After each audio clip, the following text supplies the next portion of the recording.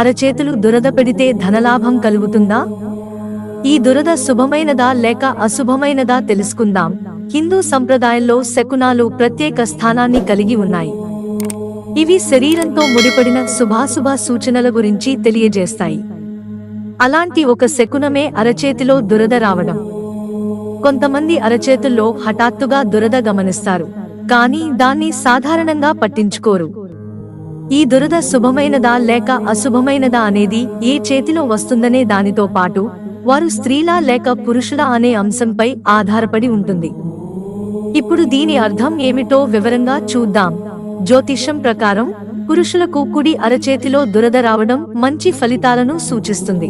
ఇది సానుకూల వార్తలు లేదా ఆర్థిక ప్రయోజనాలకు సంకేతంగా భావిస్తారు. ఉదాహరణకు, అనుకోకుండా డబ్బు లభించడం, లాభాలు ఆర్జించడం, బహుమతులు రావడం లేదా ఊహించని విధంగా సంపద పెరగడం వంటివి జరగవచ్చు.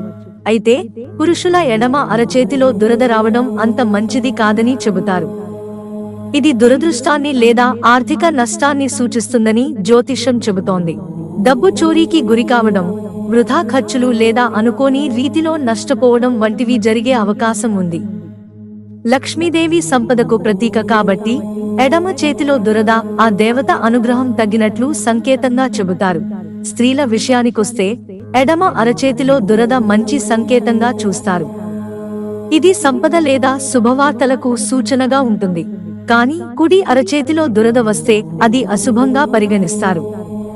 ఇది ఆర్థిక సమస్యలు లేదా అనవసర ఖర్చులను తెచ్చిపెట్టవచ్చని అంటారు. అయితే ఎడమ చేతిలో దురద ఆర్థిక లాభం లేదా సానుకూల మార్పులను తీసుకురావచ్చని నమ్ముతారు. మిత్రులారా, ఛానల్ సబ్స్క్రైబ్ చేసుకోవడం మర్చిపోకండి. ధన్యవాదాలు.